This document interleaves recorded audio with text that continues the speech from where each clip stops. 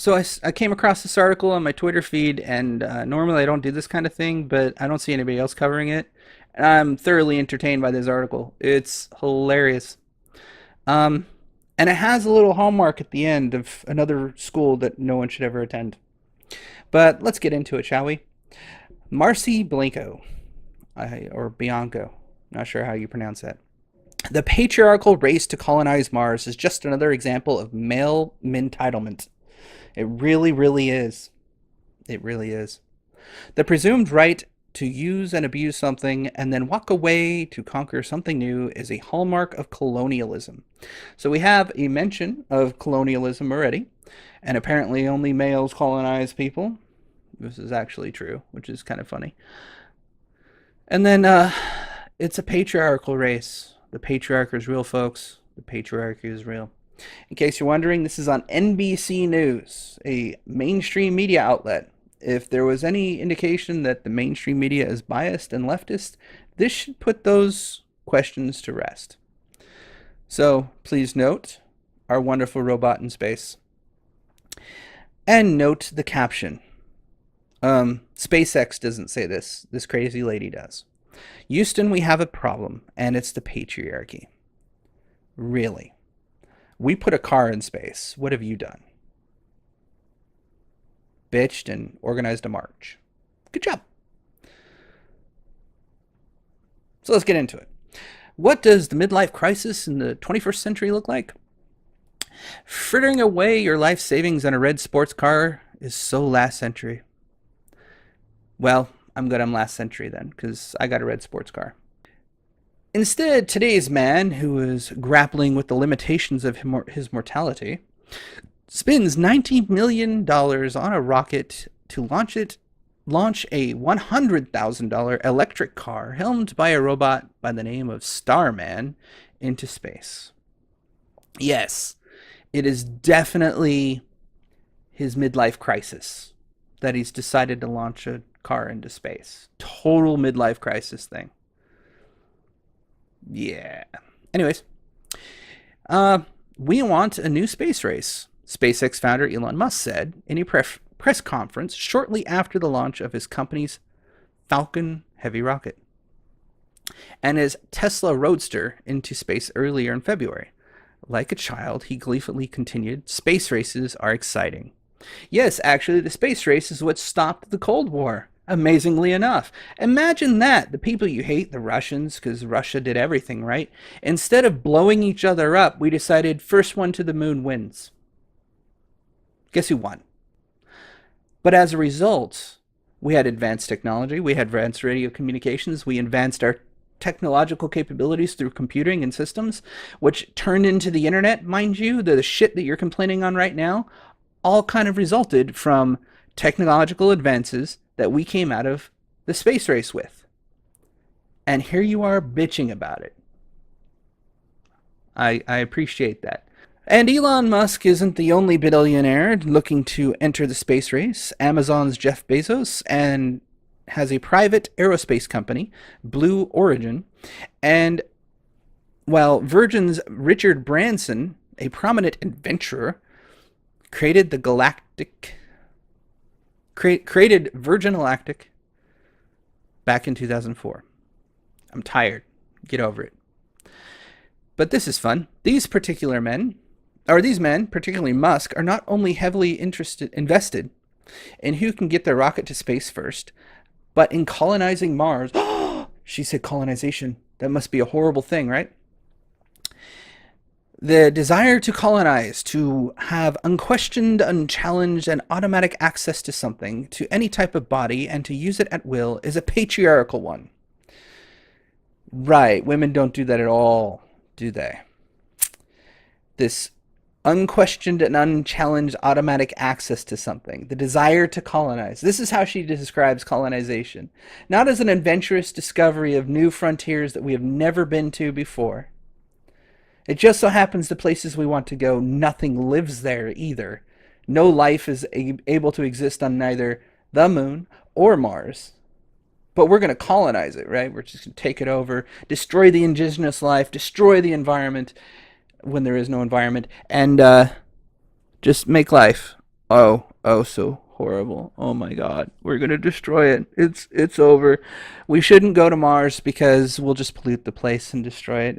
It's unlivable already, but we'll make it more unlivable because men go there. It's the same instinctual and cultural force that teaches men that everything and everyone in their line of vision is theirs for the taking. You know, just walk up to a woman and grab her by the pussy. It's there. So just grab it because you can. A shot at Trump. Who would have guessed that a feminist in the United States would take a shot at Trump, their straight white male devil, the apocalypse maker, their antichrist, the evil that is Donald Trump? You're a mean one, Mr. Trump. But he began it all, though. It's his fault. But again, this impulse to enter the space race isn't simply the embodiment of the American spirit of invention or forward thinking entrepreneurship. No, no, no, no. It's none of those things because, you know, our innovation has always been on the forefront of all technology. We did, in fact, invent the fucking internet. But no, it's definitely not that. Neither is it driven by the kind of nationalist Cold War fervor that inspired the creation of American space program in the 1950s. Yes, that very same space program that kind of launched all technology straight up out of its seat into the type of technology that we enjoy today. Yeah, nothing to do with that at all, right? You're so fucking clueless. Rather, the impulse to colonize lands, to colonize peoples, and now we may soon be technologically capable of doing so. Colonizing space. It has its origins in gendered power structures, entitlement to power, control, domination, and ownership. The presumed right to use and abuse something and then walk away to conquer and colonize something new. Yes, it's definitely a gendered power structure. That's why it's the patriarchy's the problem.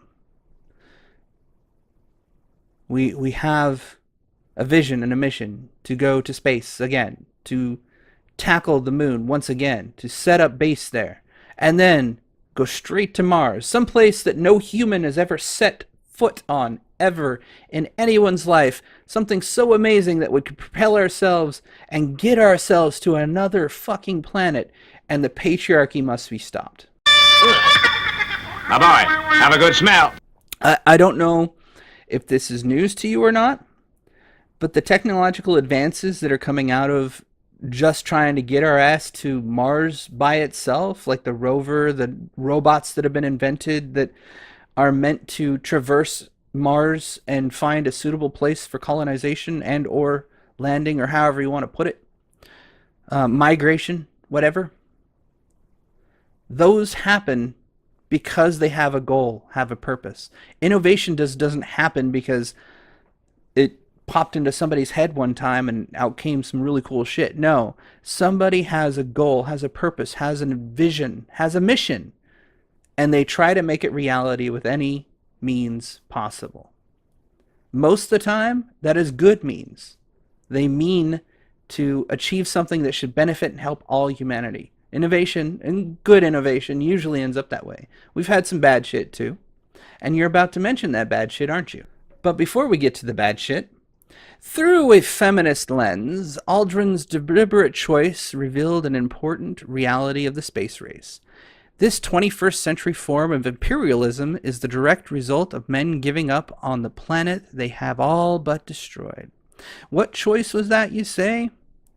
Well, let me move back a little bit. Legendary Buzz Aldrin reiterated to me over lunch that it is imperative that we talk about space exploration in terms of migration, rather than using words like colonization or settle when we talk about going to Mars. Why would he say that? You left out a shit ton of context in here in your little feminist rant. Why did he say that, do you think? Could it be that we possibly could exceed the natural resources of this planet and must necessarily therefore migrate to another planet so that we can survive as a species? Would it have anything to do with that at all? Maybe not. We would topple out. There's plenty of experiments that say that humanity will level out at one point where we hit the equilibrium of production and survival. But right now, we're so good at production that we have surpluses of foods in certain countries, mainly Western ones. Imagine that. Yet there's people starving on the other side of the planet because they haven't decided to bring themselves up with the technology that would make their lives easier. Instead, they want to believe in voodoo magic and think they can summon lightning to kill people. For instance, I had a question for all the science people. There's a place in KZN, and they believe that through the magic, the black magic, we call it black magic, they call it witchcraft, others, that you are able to send a lightning to strike someone. So can you explain that scientifically? Because it is something that happens. But you go on. As if history hasn't proven that men go from one land to the next, drunk on megalomania and the privilege of indifference. Yes, history hasn't proven that. Good job. I'm glad that you took a history lesson at least once and listened. However doubtful, because this sounded a little bit sarcastic. So I would imagine that you don't believe that this is not the case, that you actually believe that history says that men just go on and colonize and just take things over and then leave. Particularly white men, of course. This is the fun part. This is where it gets interesting and gets on a really interesting rant. The raping and pillaging of Earth and the environmental chaos that doing so has unleashed are integral to the process of colonization, and the connection of the treatment of Mother Earth to women is more than symbolic. Study after study has shown that climate change globally affects women more than men. And you cited 2 studies. Good job. Well, let's look at those studies real quick. But before that, so colonization and the process thereof is you go there and destroy the place. I thought it was go there and make it so that you could live there. You build the place up so that it's habitable for humans. What are you destroying? You want to live in a grass hut? Go ahead. Go live in a grass hut. Why don't you? Why don't you quit your job, writing this in your posh little, nice little office, or at Starbucks, more than likely, and you go live in a straw hut. Because, there you won't be destroying the environment. You'll live with the environment. Go hug a tree. Let's look at this study after study. Well, the first one here, Pacific Standard. Oh, look at that. A link to social justice. This is a biased site if I've ever seen one. 4 ways climate change affects women more than men. Plus 5 ways women had led or might lead climate change adaptations and narrow the gender gap. Okay. So, I'm not going to read this. I've read this a little bit before this video, and it is so biased that it's disgusting. It cites other studies, right here, right here, right here. What's fun about these studies is they're all like feminist think tanks. They're not actual studies. Women in Climate, lse.ac.uk, ePrints, yeah, no. Who.int, these are all activist sites. Why would you cite an activist site?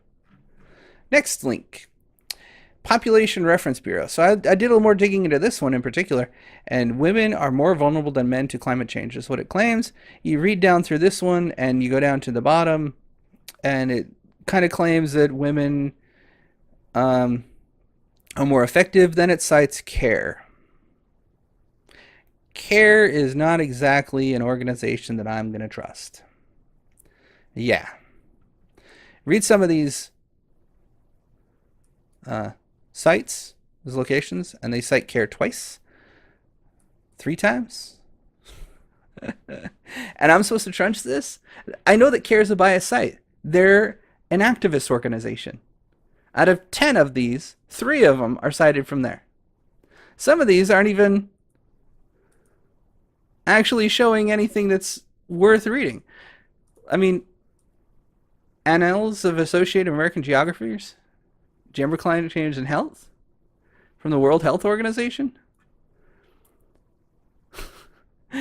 Your citation needs some help there, genius. Study after study shows, you link to, and these two had reference to some others, and they all point back to activist sites. They don't point back to actual studies in any academic journal that is in the realm of climate change or climate science in general. So no meteorology studies show that women are affected more than men. No sociobiology or sociology points that women are more affected by uh, climate change than men. A global problem that affects everyone on the planet, but it affects women more because feelings. That's pretty much what you're trying to tell me here. Good job. Young fella, you're quite smart, but not smart enough for the likes of me. So she continues on a little rant and starts quoting those studies and trying to back up her claims that this is all a sexist plot to destroy ourselves. But then it goes, not only, according to researchers, do women generally have a greater environmental conscience when it comes to the planet we currently live on, but the same researchers have found a connection between men's insecurity about their masculinity and their lack of environmental conscience. Apparently, caring for the planet is perceived to be a feminine quality and concern. The psychology of toxic masculinity spills over into the unethical disregard for the environment. Oh my god. Ugh. Really? So, according to researchers in women's studies, mind you, they found that toxic masculinity is directly linked to not giving a shit about the planet. Oh, okay. Oh, okay. Yeah. I wonder if they realize that toxic masculinity is into absolute bullshit. I did a video on it already, where I dug down and found that toxic masculinity, the premise of this claim, was some researcher that was a feminist looking at prison populations and said, well, these prisoners kind of act savage. I guess all males are savage. An isolated, ungeneralizable observation, not even a study, an observation. Somebody just watched and talked. They used to counsel fucking prisoners. And you're going to try and tell me that this thing just bleeds over into climate change and disregard for our environment? Are you mental? That's strange. That's the question I want to ask you. Your premise is flawed to begin with. Why would I believe the rest of the shit that just came out of your freaking hands? That's amazing. That's absolutely amazing. This masculine insecurity is everywhere in American culture and increasingly American politics. Trump himself has spoken about the making sure our nuclear bombs is bigger and more powerful and can often be found bragging about building a beautiful great wall. You really are a heel. You're as racist as a Klansman dipped in dumb, misguided zeal. Yes, so you had to have that shot because you got to go with masculine insecurity. So it's insecure to want to go to Mars. Masculine insecurity to want to go to Mars. It's masculine insecurity that brought us to the moon.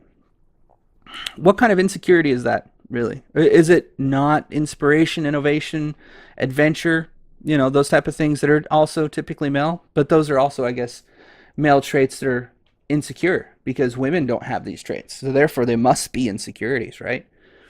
This is what happens when you take gender studies and take psychology and then warp it to an ideological position. This is the result. Right now, there is a dummy robot propped up in the driver's seat of a red Tesla convertible, flying through space away from man-made garbage fires devouring Earth. I'd love to see these man-made garbage fires. I'd like some evidence of that because you're claiming that this shit exists, yet you don't provide evidence of it. You provided evidence of your masculine, toxic bullshit. You provided evidence that women, or at least you tried to provide evidence that women are more affected by climate change than men, but we all know that's bullshit.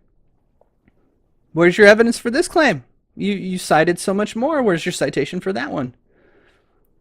Oh, you don't have one because there are no massive man-made garbage fires devouring the earth, is there? Don't be a liar. So here's another school that your kids should never go to. Marcy Bianco is a writer, and the editorial and communications manager of the Clayman Institute for Gender Research at Stanford University. Yes, folks. The manager of communications and editorials published a paper, slapped Stanford's name on it, and said, "Going to Mars is a sign of colonialism and the patriarchy." I thought they had a major push in feminism to put more women in STEM. If that's the case, why do you want to complain about going to Mars? Would that not be something you'd say, well, we want women there first. We want women to lead the charge and be on Mars first. Funny thing, Vanity Fair put a team of 4 up, and kind of a glam shot, but they showed a space pod, basically. They were all standing there. They're all astronauts, to be honest. All 4 of them want to be the first people to step foot on Mars. All female. That's all I got for this video. I thought this was entertaining. I saw this on my Twitter feed. I normally don't do these type of things, but every once in a while you see one of these and go, what the fuck? I gotta talk about this. Yeah. Houston, we have a problem. And it's the matriarchy. Master Shi, leader of the Wu-Tang. Wu-Tang Clan ain't nothing to fuck with. Wu-Tang Clan ain't nothing to fuck with.